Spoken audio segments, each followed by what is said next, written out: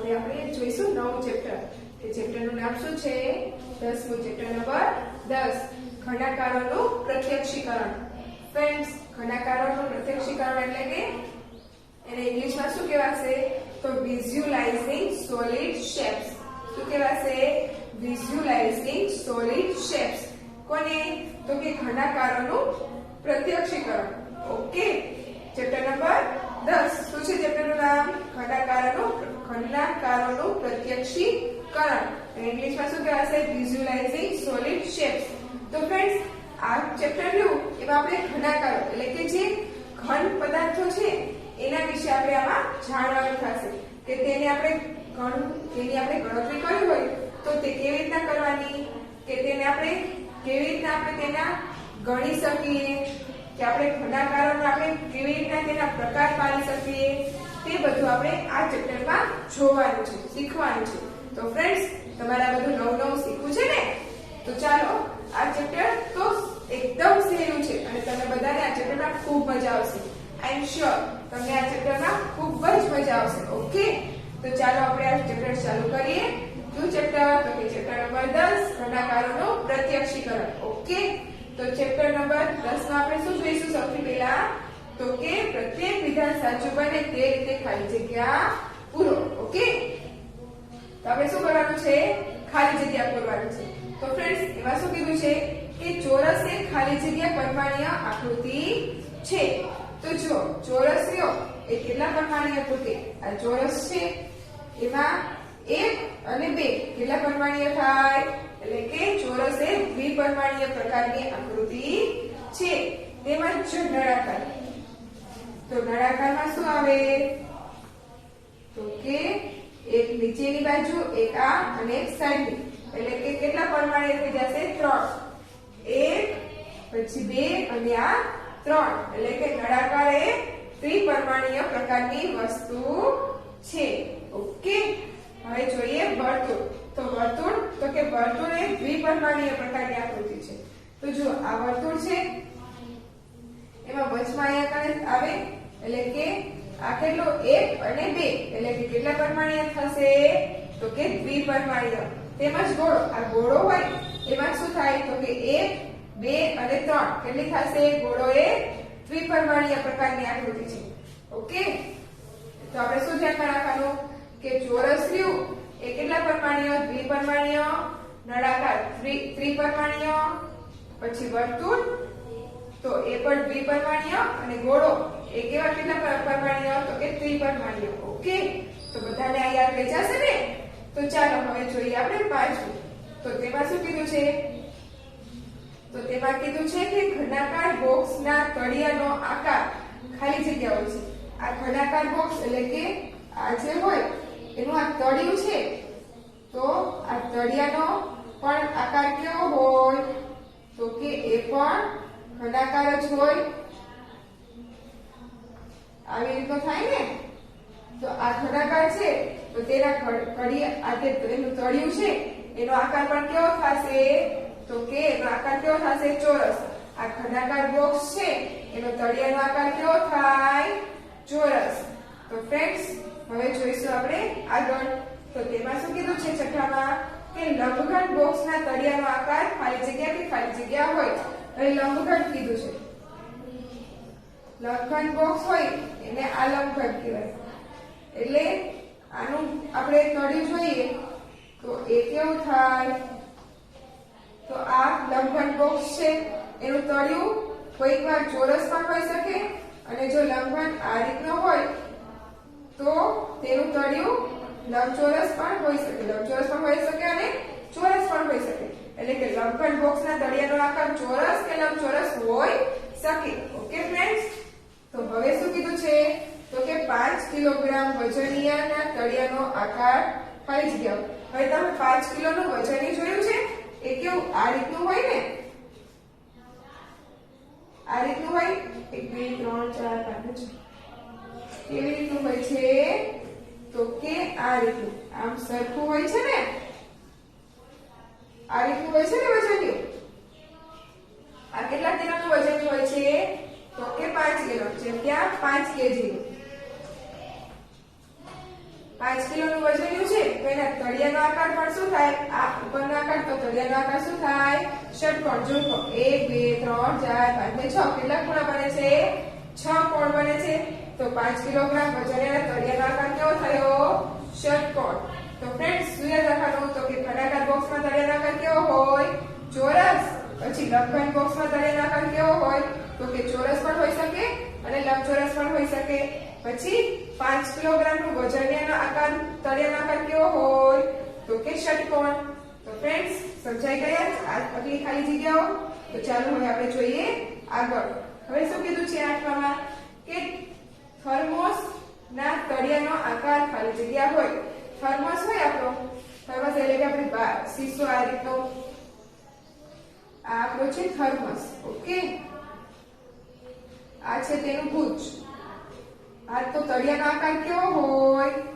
તો કે તળિયાનો આકાર કેવો થાય? વર્તુળ. એટલે કે થર્મોસના તળિયાનો આકાર કેવો હોય? વર્તુળ. પછી દિવાસળીની પેટીના તળિયાનો આકાર, તો દિવાસળીની પેટી આપણી કેવી હોય? આવી હોય ને, તો એનો તળિયાનો આકાર પણ કેવો થાય? લંબચોરસ. એટલે કે દિવાસળીની પેટીના તળિયાનો આકાર કેવો હોય? લંબચોરસ. પછી કબાટના તળિયાનો આકાર, આપણો આ કબાટ હોય, આ આપણો છે કબાટ. તો અહીંયા પણ એનું તળિયું હોય, આ એનું તળિયું. તો એનો આકાર પણ કેવો હોય? તો કે લંબચોરસ જ હોય. આ શું છે? આપણું કબાટ છે. તો એના તળિયાનો આકાર કેવો થાય? લંબચોરસ જ થાય. એટલે કે કબાટના તળિયાનો આકાર કેવો હોય? લંબચોરસ. પછી શંકુ. તો આપણો શંકુ કેવો હોય? શંકુ એટલે કે આપણો આઈસ્ક્રીમનો કોન, અથવા તો આ કહેવાય શંકુ. આપણો ઓલી બર્થડે ઉપર ટોપી પહેરે ને, ટોપી પહેરવા આવે ને, એને એ કેવા આકારની હોય? તો કે શંકુ આકારની.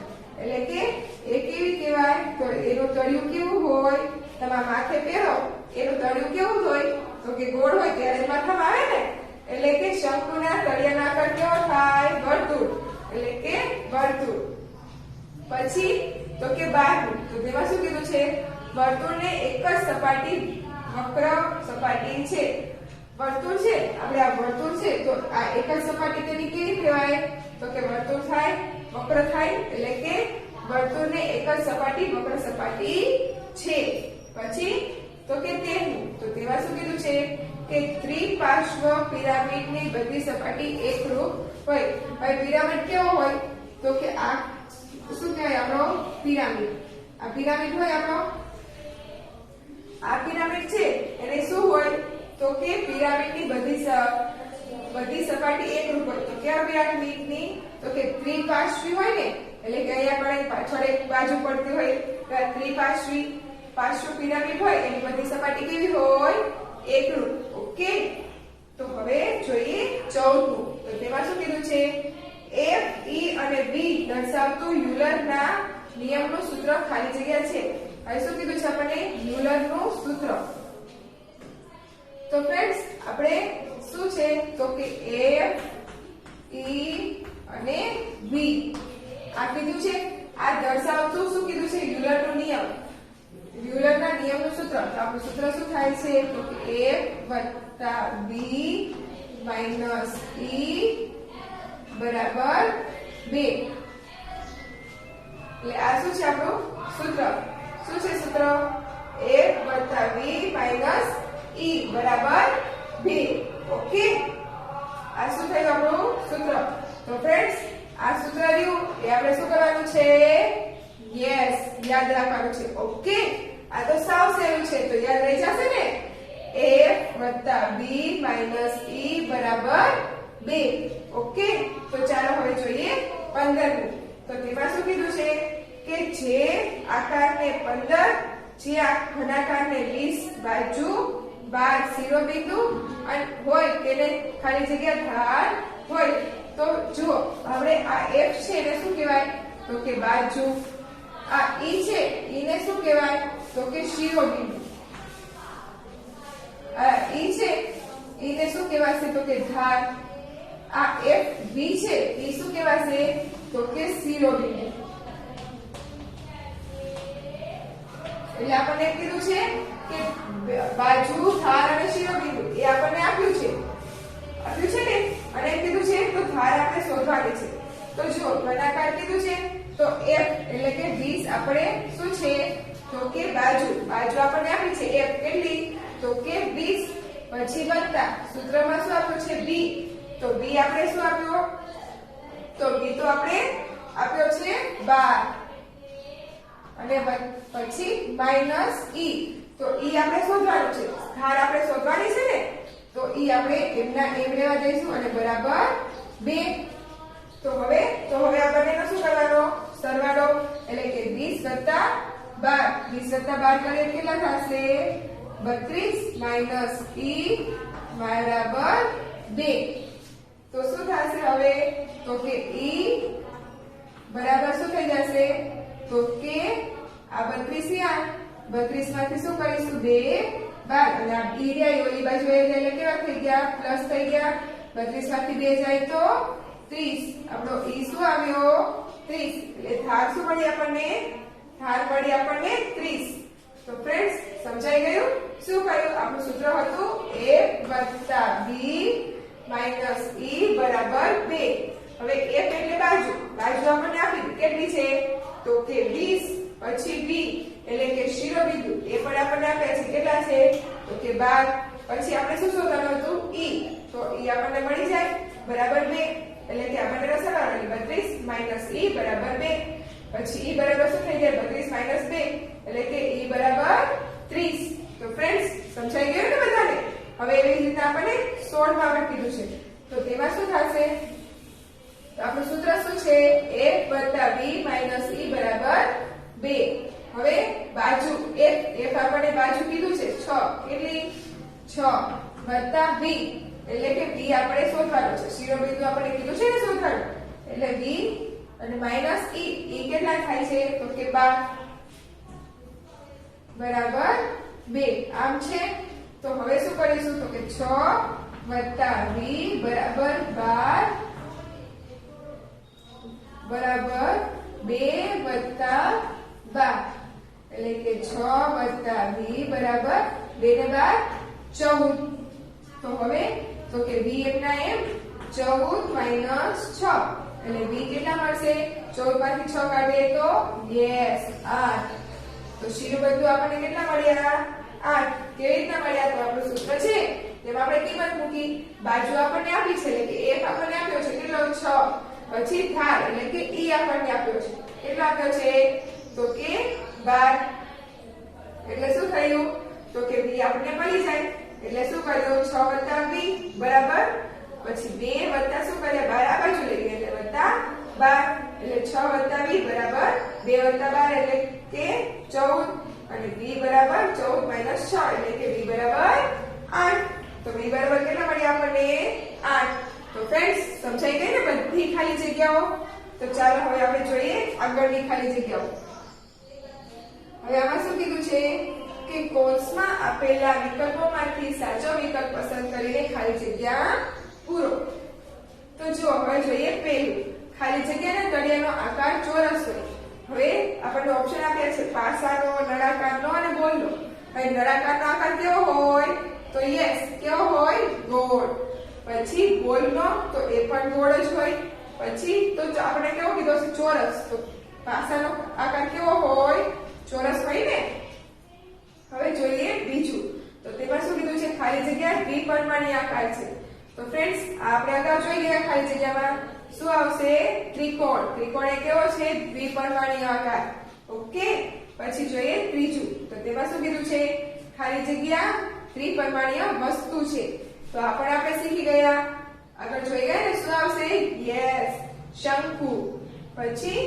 ચોથું તો તેમાં શું કીધું છે ખાલી જગ્યા ત્રિપરિમાણીય વસ્તુ છે આ પણ આપણે ખાલી જગ્યામાં જોઈએ શું આવે છે યસ લંબઘન કેવું છે ત્રિપરિમાણીય વસ્તુ ઓકે તો ફ્રેન્ડ્સ હવે જોઈએ આપણે પાંચમું તો તેમાં શું કીધું છે રકાબીના તળિયાનો પડછાયો ખાલી જગ્યા છે હવે રકાબી તો તમે બધા જોઈ હોય છે રકાબી જોઈ છે ને ચાપીની તો એમાં શું કીધું છે કે તેના તળિયાનો પડછાયો તો તેનો પડછાયો કેવો પડે વર્તુળ જ પડે પછી લંબઘન ડબ્બાનો તળિયાનો નીચેનો ભાગ હવે લંબઘન ડબ્બો હોય આ ડબ્બો છે એના તળિયો છે તો તળિયાનો નીચેનો ભાગ પણ કેવો હોય? ચોરસ જ હોય. તો ફ્રેન્ડ્સ હવે જોઈએ આપણે 7મું. તો ખાલી જગ્યાનું તળિયું વર્તુળ હોય.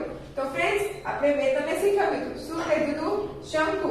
શંકુ એટલે કે આ આપણો શંકુ. આપણે ઓલી બર્થડે ઉપર ટોપી પહેરીને તો એનું તળિયું કેવું હોય? વર્તુળ હોય છે ને, એટલે કે શંકુનું તળિયું વર્તુળ હોય છે. હવે જોઈએ 8મું કે ખાલી જગ્યાનો પડછાયો ગોળ હોય. તો કેનો પડછાયો ગોળ થાય? ગોળાનો. ગોળો હોય, લોખંડ ગોળો, લોખંડનો ગોળો, એનો પડછાયો કેવો થાય? ગોળ થાય ને. તો ફ્રેન્ડ્સ સમજાઈ ગઈ એટલી ખાલી જગ્યાઓ? તો ચાલો હવે આપણે જોઈએ 9મું ખાલી જગ્યા. તો તેમાં શું કીધું છે કે દિવાસળીની પેટીનો બાજુનો ભાગ ખાલી જગ્યા હોય છે. આપણે દિવાસળીની પેટી હોય, આ દિવાસળીની પેટી, એમાં આ બાજુ જે આપણે સળગાવવાની છે આપણને લીટી આપી હોય ને, આ લીટી, એનો ભાગ એ કેવો થાય? એ ભાગ કેવો થાય? લંબચોરસ. લંબચોરસ થાય ને. પછી તો કે 10મું, એમાં શું કીધું છે કે ખાલી જગ્યાનો ઉપરનો ભાગ લંબચોરસ હોય. તો કેનો આવે? તો જો કબાટ હોય, આપણો આ જાણે કે કબાટ છે, એના ઉપરનો ભાગ, કબાટ આપણો લંબચોરસ હોય તો તેનો ઉપરનો ભાગ પણ કેવો હોય? લંબચોરસ જ હોય. હવે જોઈએ 11મું કે ખાલી જગ્યાને 2 સપાટી છે. તો ફ્રેન્ડ્સ આ શું છે? શંકુ. શંકુને કેટલી સપાટી હોય? 2 સપાટીઓ હોય. હવે જોઈએ ખાલી જગ્યા. ખાલી જગ્યાને એક જ શિરોબિંદુ હોય. આ શંકુ છે એટલે શિરોબિંદુ કેટલું હોય? એક જ. ઓકે, તો શું આવશે? શંકુને 2 સપાટી છે અને શંકુને એક જ શિરોબિંદુ છે. ઓકે, તો ફ્રેન્ડ્સ આટલી ખાલી જગ્યાઓ બધી સમજાઈ ગઈ ને? તો ચાલો હવે આપણે આગળ બીજી ખાલી જગ્યાઓ જોઈએ. ઓકે.